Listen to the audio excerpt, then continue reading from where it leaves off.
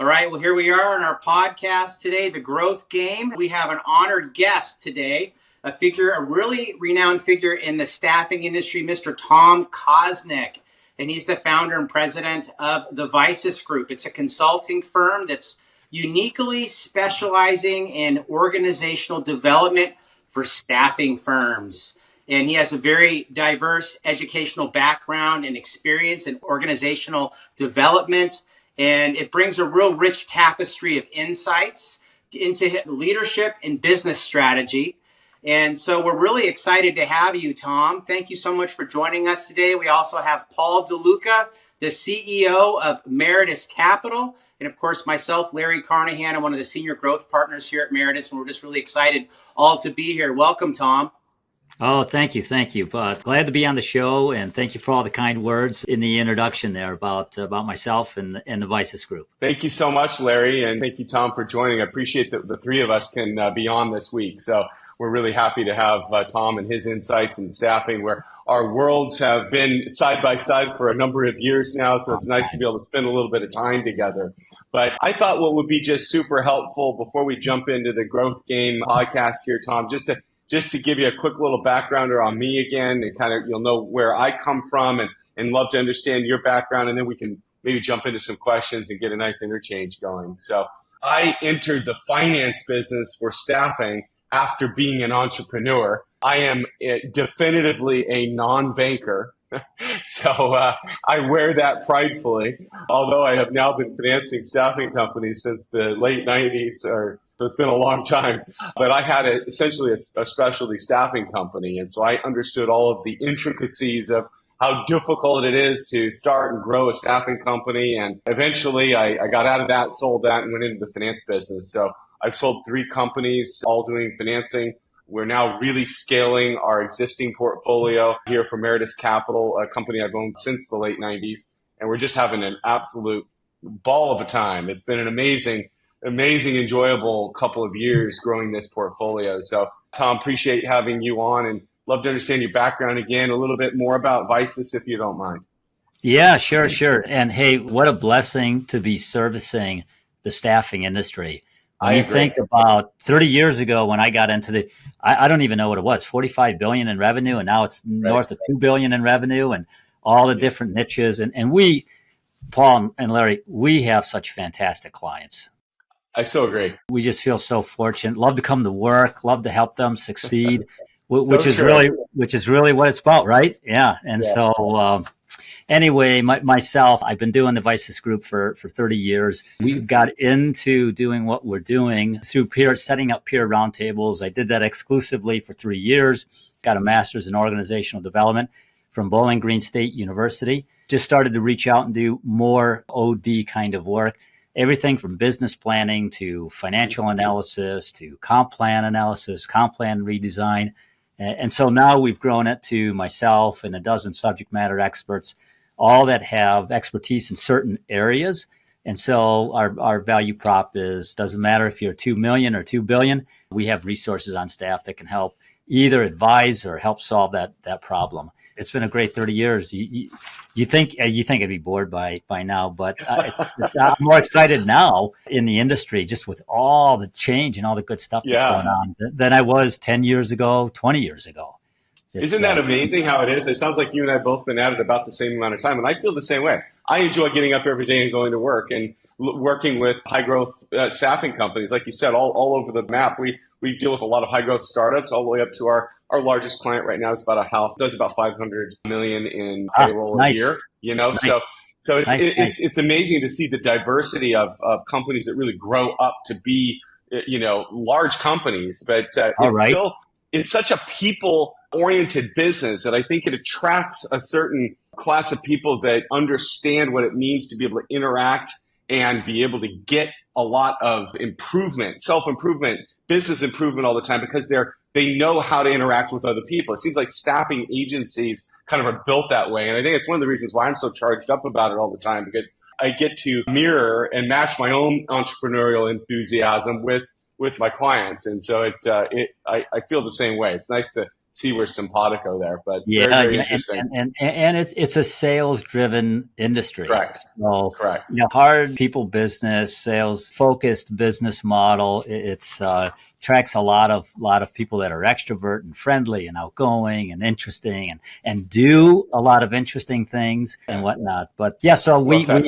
I did so 30. I've been doing this for 30 years. Prior to that, I was and I don't know if Larry knows this or not, but I was actually studying to be a Catholic priest, and I met my wife, who I now call Saint Catherine.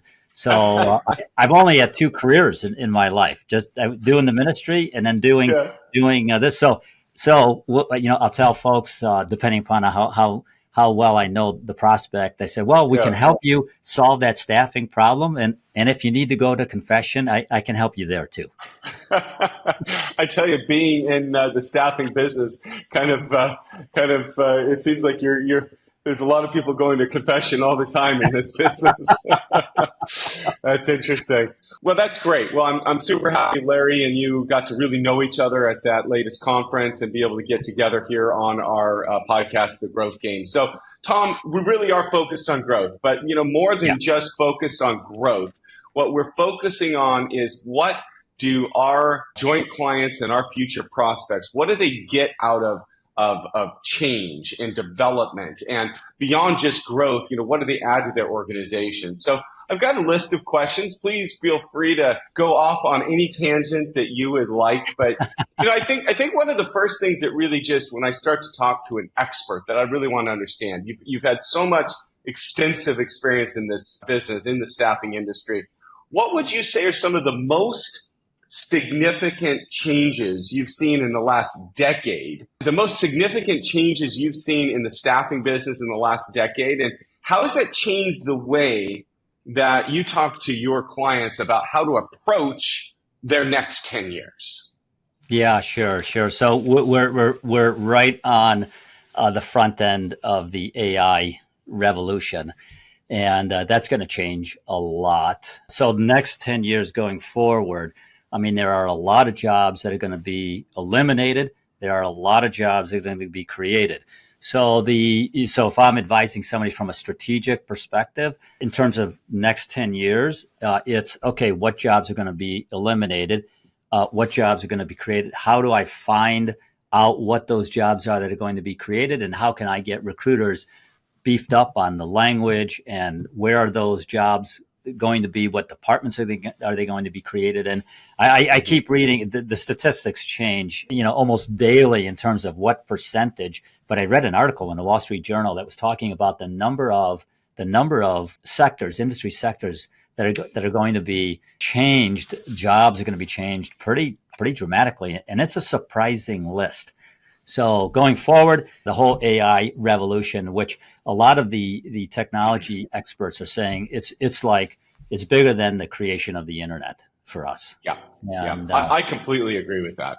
I've been reflecting on that a lot myself, and as impactful as the internet generation was for us and everything that we did, not just the way we interacted with humanity, but just the complete transformations and the way we invested in wealth creation, all the things that have happened in our collective last 30 years of our work career. I fully believe that. I agree. I think the AI revolution will be more transformative. But it's an interesting thing. I think that we saw this in the way that people originally dealt with and invested in the internet. The near-term impact was overstated. And I think of, Webvan and, all the blow-ups in the original .com crash.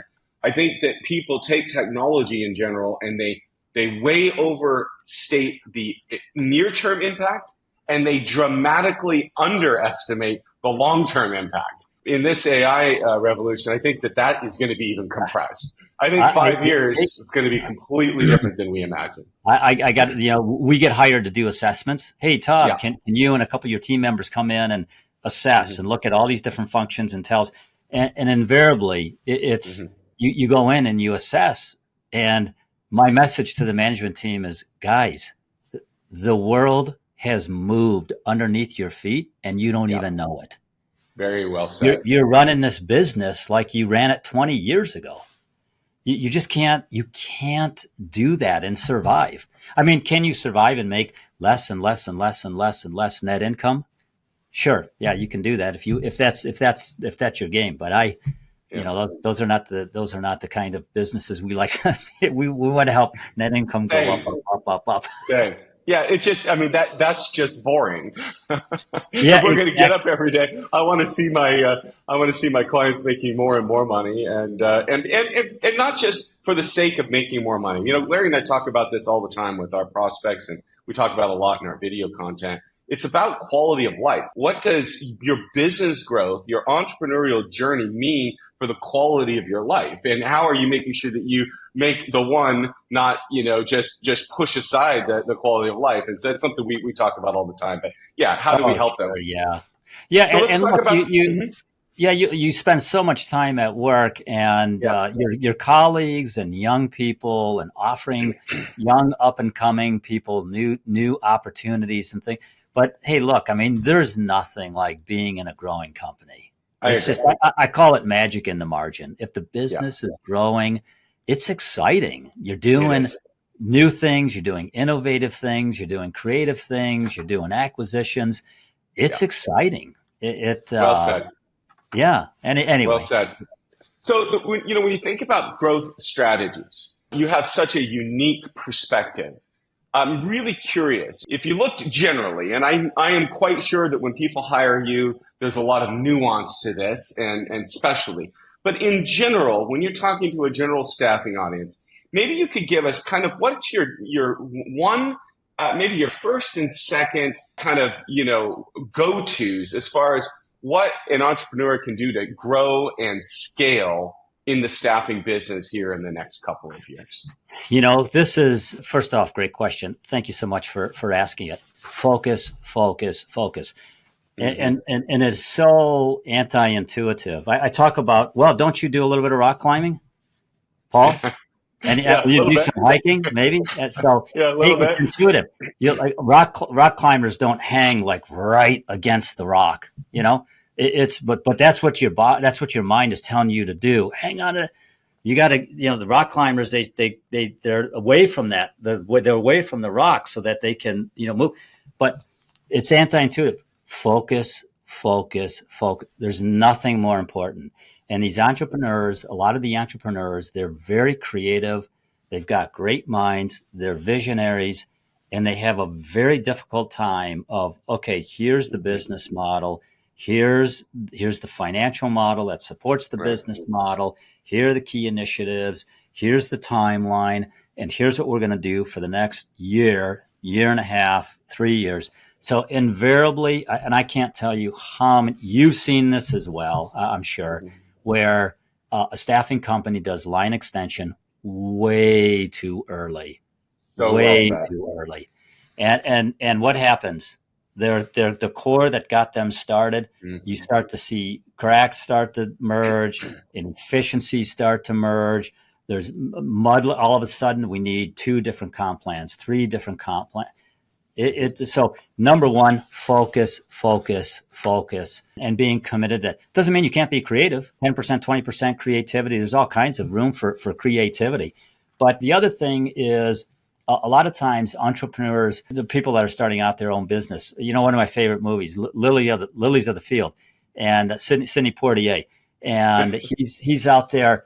He's going to build a church for these nuns, and but he's going to do it by himself in gratitude for them helping him brick by brick. And of course, there's this local community that wants to help him. Slowly, he starts to let this local community help. You can't do it all yourself. You have to be able to hire smart, competent people that can help you build the building that you want to build the business that you want to build.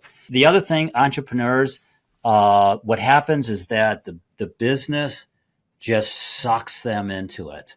And whether it's finance, they get the young one, this for sure. The young ones, when they first get into their first big financial pinch, they can't sleep at night. They can't eat. So true. They can't think. I'm taking calls at all hours of the night. Okay, we'll figure this out. For them to take the time for their own development. So the business sucks them into it, and then they don't spend enough time either reading, finding a coach, finding a mentor, two different kinds of things that they can do. What we do, we pick up a lot of clients in our Roundtable program, but just a pure Roundtable program of somebody outside the business that can just give you just honest feedback. Tom, your goals are too aggressive. That's not going to happen. What you're going to do? You're going to do this. Okay, help me understand that. In any of these peer roundtable, it's nothing too aggressive or anything like that. But just utilizing those outside resources, that taking a certain percentage of your time, read 2 books a month. Yeah. Take time, block time to read, block time to do some kind of educational, block time to work with a coach or a mentor. Because what happens is that you get, hey, look, it happens to all of us. Yeah. But you get tunnel visioned, and then what happens? I love that. You start making very myopic decisions. Yeah, I love that. I think that's great. I love that insight, and so I think I think the takeaway, if I was to repeat that, then kind of key growth strategies, focus. That's your first one. I agree with that so much.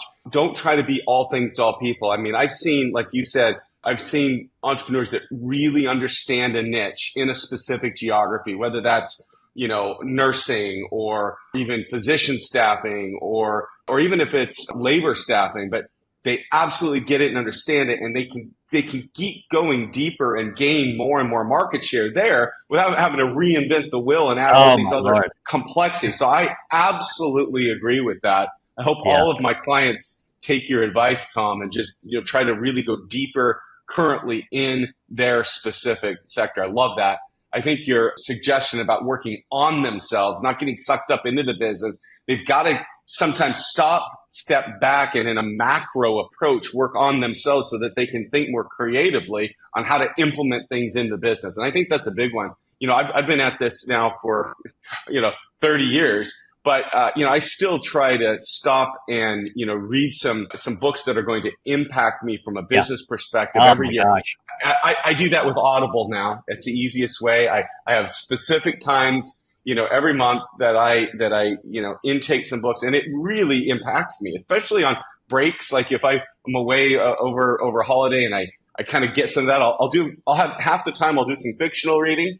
The other half the time I'll do some business reading. And my wife goes, "Wait, aren't you successful enough? Like, do you really need to continue to educate yourself about sales and marketing and business?"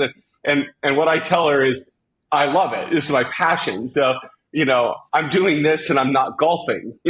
So we always have a laugh about that. But for entrepreneurs, to the extent that they can continue to educate themselves and work on themselves, it makes them better leaders. And I think the third thing you said, which is absolutely something I preach all the time, entrepreneurs cannot do it all themselves. And even if they're small startups, Tom, we do finance a lot of small startups, but what I tell them is, okay, you can't afford a full-time position in these sectors, but you've got to get your outside mentors or your outside service providers to fill that role so that you don't try to think that you're doing it all. So I love your top 3 strategies. It's amazing how that impacts growth.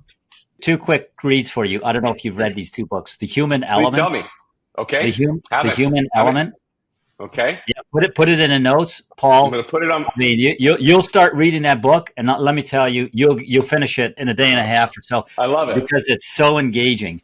I will put it on my read list. And it's two authors, but anyway, The Human Element is one great read. We're actually adopting some of the principles in our sales methodology here at the Vistage Group. Great read. And the other one is Wanting by Luke Burgess. Okay. So two good reads, and some of my best reads come from friends of mine that, Tom, you got to read this book. I love it. Excellent. I will definitely do it. I just got done rereading the classic, and they just redid it, all about the blue ocean theory. Oh, sure. Blue Ocean. There's like a third version. I just love it. That one just it always jumps in. I really enjoy it. But well, that's great. Thank you for that. Let's talk about transformation. So businesses always need to transform or they die. That's my philosophy.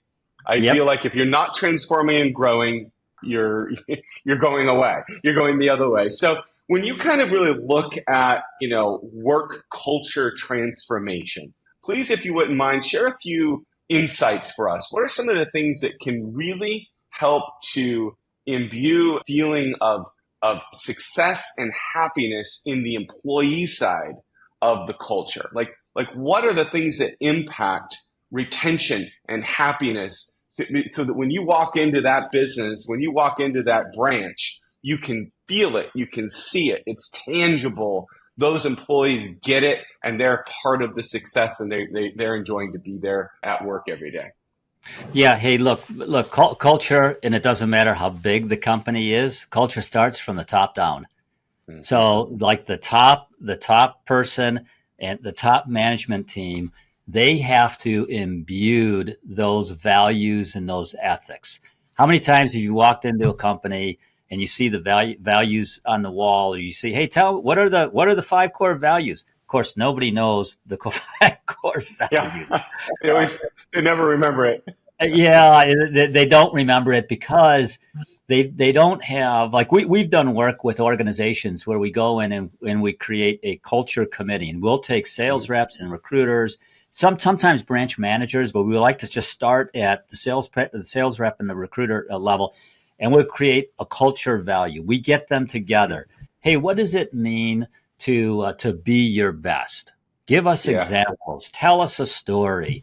What is it? And it's in those dialogues, those small dialogues that we take the value. Tell us a story about it. Break it down. What does it mean? What does it mean? What does it not mean? What are you going to do if somebody is not being their best? How are you going to respond to that coworker? First off, you got to make sure that you have a compelling vision. Vision, by the way, mission is for the outside world. Vision is internal for the internal group. And by the way, a vision is we want to be 100 million in revenue. That's not a vision. That's not compelling. Nobody really cares. If we're going to be 100, and the sales reps and recruiters, they want to care. Hey, what does it mean for them? So that vision has got what difference in the lives does your vision make for your customers, your candidates, and your internal employees? What difference in the lives does your vision? At the top, you got to make sure that stuff, that it's stable, that the top understands it, views it, lives it. Sometimes we have to run a culture committee with the people at the top to hey, what does it mean for you to be a person of integrity or be a person of honesty? What articulate it, understand it, own it, make sure that they all really get it and feel it. Yeah, I like that. Yes. And then you drive it down, but then you just have to bring it up consistently, whether it's once a week in your stand-up huddle meetings. Hey, who has an example? Who has a story of how they lived one of our values? I do that with my little team, and it's great. It's great. That's one way in terms of culture transformation, because every organization has a culture. It's just that a lot of times it's not whatever the culture is written on the wall. It is completely different than the existential culture that's being lived in the work environment.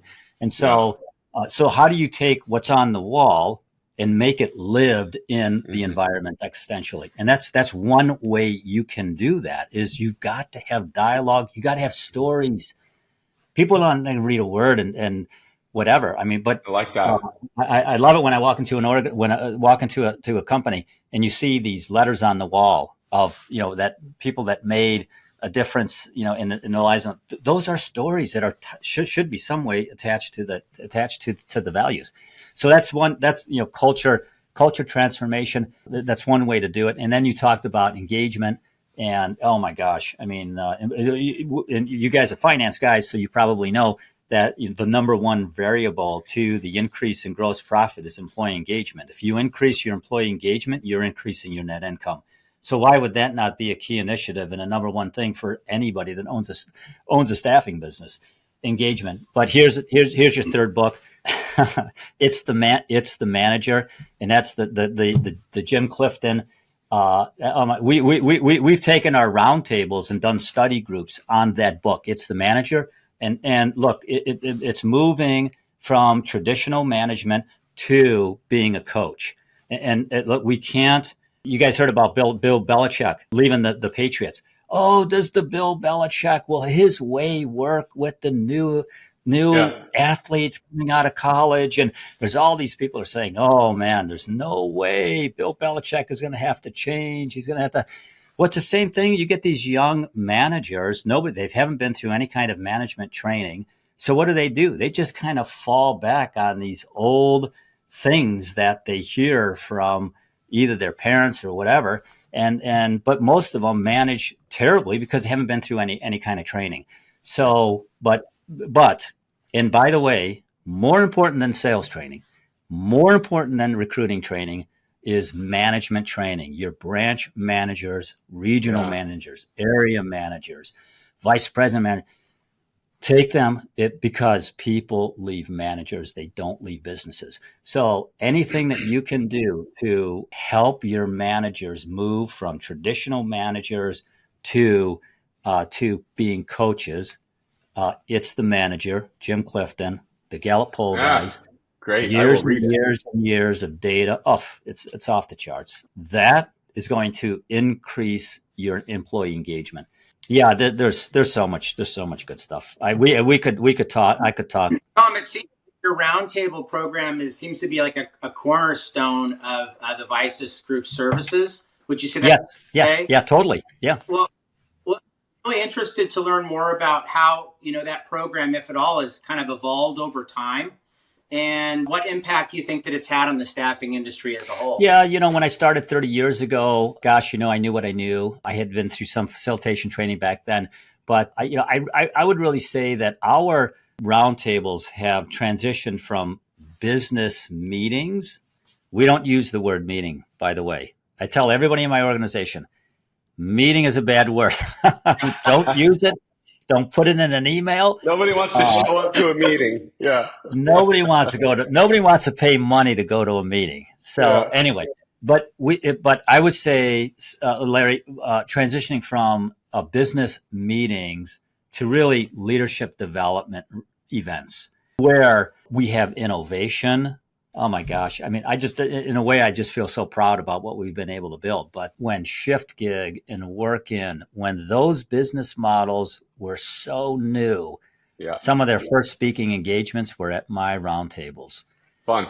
Yeah. So we're like, that's my job. My job is, hey, what's out there 3-5 years out? Let's go find those guys and bring them into a group of 12 to 15 executives to say, hey, guys, you should be thinking about this or whatever. Larry, the other dynamic, leadership development, is really the whole educational piece, but then where we have created an environment where individuals, hold each other accountable is not quite the right word, but look, nobody wants to say, hey, my goal is X for 2024, and they don't want to show up halfway through the year and say, wow, we're like 25% off our goal. And so there's a sense of just, well, we can go to conferences and get information. We can go to state chapters and get information. But I mean, come on. I mean, like I say, it's like you go to the show, you go to those big shows, and everybody's lying to one another. Yeah, totally agree with that. Yeah, so that's really where we've transitioned with our roundtable. Yeah. Well, then speaking on leadership development then, and that obviously is a core element to any organization growing and thriving in their marketplace. But what are the key qualities that you believe make a successful leader in today's staffing industry? Yeah, so here's another fantastic question. Boy, we could have a podcast on each one of these questions. We could. There's actually a big difference. It's so true. We could. There's a big difference between being a manager and being a leader. And here is one of the biggest things, I observe. Here's one of the biggest things that I observe. People, they're an employee at a larger company. They leave in a staffing company. They leave. They start, wait their non-compete up. They start a business.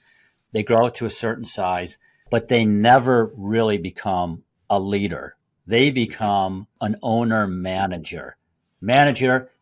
get people to do what they need to do on a day-to-day basis in order for us to hit the goals, right? That's a manager. Leaders, Center for Creative Leadership. You can put that down in the notes too. Center for Creative Leadership. It's the Cadillac out there. They've got a lot of great tools, a lot of great training. It's a fantastic organization. I learned about it through clients of mine. But leadership development are the leaders are out there. They're the ones that are the visionary. They're the ones that are out there looking down the road to say, how is this stuff going to impact us? They're the ones that are the chakra of the values, the ethics. They're out there. They're going to speaking events. They're open to innovation, and that I don't see very many. Like, I see more owner managers and a lot less leaders. And so then it's first off, hey, back to self-education and self-development. What's the difference between the two? And as a leader, what are the things I need to be doing to really assume that role in my company? And then what are the things I need to get rid of, stop doing, and delegate that down to managers in my organization? And here's where your mentors and your coaches really come into play. Your mentors will tell you, gosh, you're spending way too much time. Tom, you're spending way too much time in the business. Why are you involved in that decision? Did you not hire a competent person? You don't have a decision-making tree? What's that? What's a decision-making tree? Yeah. You know what I'm saying? That's excellent. I love that. I love that. And really, just talking about mentorship, it sounds, like I am this way as well. It's very important to me. But I'd love to hear kind of a personal story about how mentorship played a role in your own development. And now as you're giving back, how are you giving back by being a mentor? Yeah, gosh. I mean, there's so many, Paul, man, there are so many people that I can think of in my personal development that not only, maybe saw me as a hard worker and all that. Mm-hmm. And gosh, I like hard worker, shows up to work early, stays a little late, all that stuff. Yeah. I'm 10 years older. I'm 13 years older than you. So, but anyway, that's the way we did it way back then. And so then people would just come out of the wood. People that older folks, they pull me aside and they would say, hey, have you ever thought about this? Or they would just give me a book. Hey, I want you to read this book. And then when you get done reading it, come back and let's talk about it. I've had that experience before. And then there's the painful ones, right? Of where people are going to tell you things that you don't want to hear. And then the man goes into the cave, so typically when I hear something I don't want to hear, I go into the cave and I, grind my teeth for a while. Then finally, and then you all of a sudden it starts to work on you, and then you go, well, wait a minute, was there a little portion of that actually applies? And then it's a great way of accepting and growing and learning. But and then hey, so in terms of mentoring for me, it's just we get a lot of younger clients. We meet sons and daughters of the business owners that are in the business, and so. We have our Roundtable program where we meet, where 12, 14 of us are meeting. But then there's the one-on-one calls. There's many times where, I call, hey, I email, hey, let's hop on the phone for half an hour.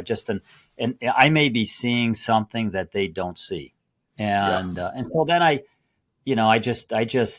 they haven't asked me for it. And it's not like free advice or anything like that. I just say, hey, I appreciate our relationship and all, and, don't take this the wrong way. But I mean, this is just an observation and just want to make you aware of this. Sometimes it's very well received. Sometimes it's, they say, oh, thank you so much, blah, blah, blah.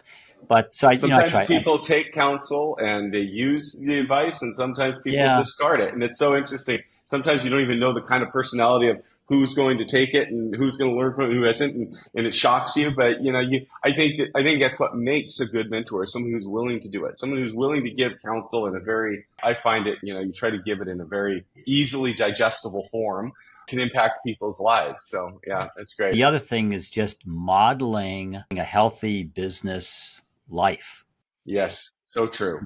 going to the conferences and not drinking too much. It's just we see all kinds of crazy stuff. Our industry is not alone here, by the way. It's just like Vegas is a number one spot for conferences for a reason. It's the worst spot for conferences, in my opinion. I think the problem is you go to Vegas for a conference, and people, they have to learn how to really be able to balance that need for entertainment with the balance for professionalism. It's an interesting one. It's funny you say that. I tend to take aside the people that I bring, whether employees or colleagues, to conferences, and that afternoon mixer is always where it goes awry. And so I always try to say, just go slow. One drink at the mixer, that's it, then go eat dinner. Yeah. But anyway, well, this has been a great podcast, great meeting, great questions. Love your advice, Tom. I've got one last question for you. We deal with a lot of aspiring entrepreneurs or ones that are just getting ready to take the dive. So, Tom, what's interesting about our business, one of the things I love so much about our business is, we have somewhere around, let's say, around 20,000 staffing companies in the U.S. and Canada. I haven't looked at the exact last stats, but that's about the right number. But we also have about 150,000 people who work for staffing agencies who have worked for them for a while and have realized, boy, I could do this. And so they're working for somebody else. They have this idea they'd like to be an entrepreneur. And so I find that group of people, it's, my target market in that group is probably around 100,000 people who are at any one time looking on LinkedIn, hearing our video content, reading books, talking to people like you, and are going, can I be an entrepreneur?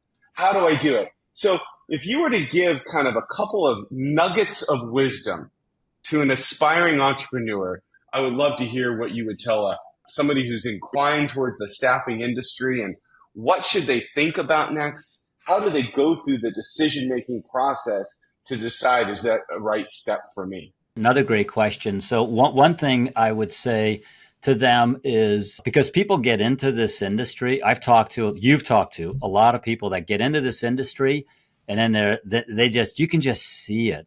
My heart goes out to them. It's just not a good match. The industry isn't bad. They're not bad. It's just a bad match. So I would say, know yourself, know thyself. Whatever look, if you're an engineer and you're analytical, the staffing industry is probably not the place for you to be. But, know yourself, know what kind of a personality succeeds in our industry. That's number one.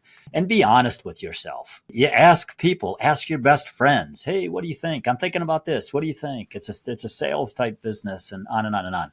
There are people that I meet that are not in the industry at all. And I'm like, oh my gosh. I mean, that woman would be fantastic in the staffing industry because they just have the dynamic personality for it.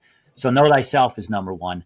Number two, you don't need a business plan, but you do need a sales plan. You need a very good sales plan, and not one that you buy off the shelf at Best Buy.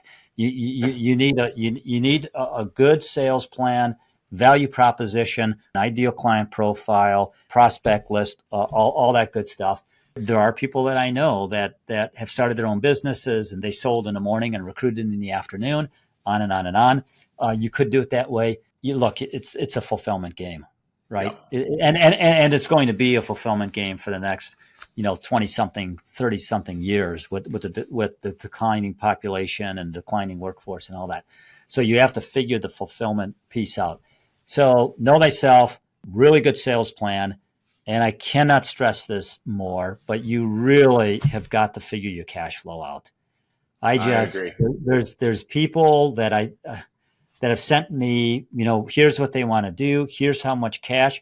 I just look at within minutes, I can say, you do not have enough money to make this happen. You need to go get another $250,000. And, I'm going to try this. And if this happens, I'm going to do that. And, it's well said.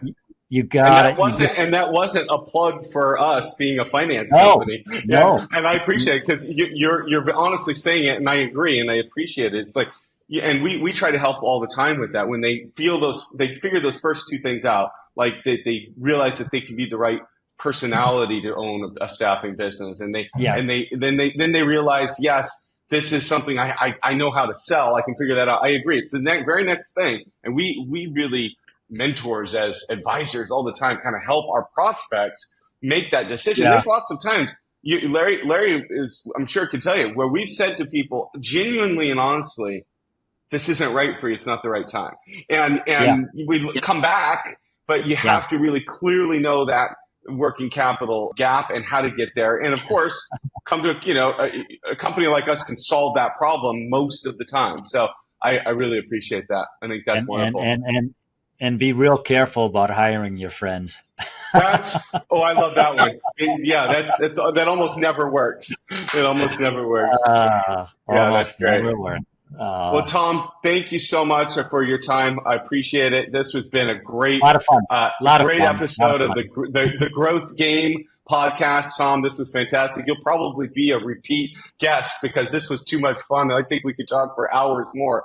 But certainly, audience, if you love this, make sure you click subscribe and follow along as we continue to bring really interesting guests with some really great actionable advice for staffing owners and entrepreneurs. And we appreciate it very much. Larry, thank you very much. This was a great week. Tom, we will see you soon. Thank you, sir. Thank you. You're welcome.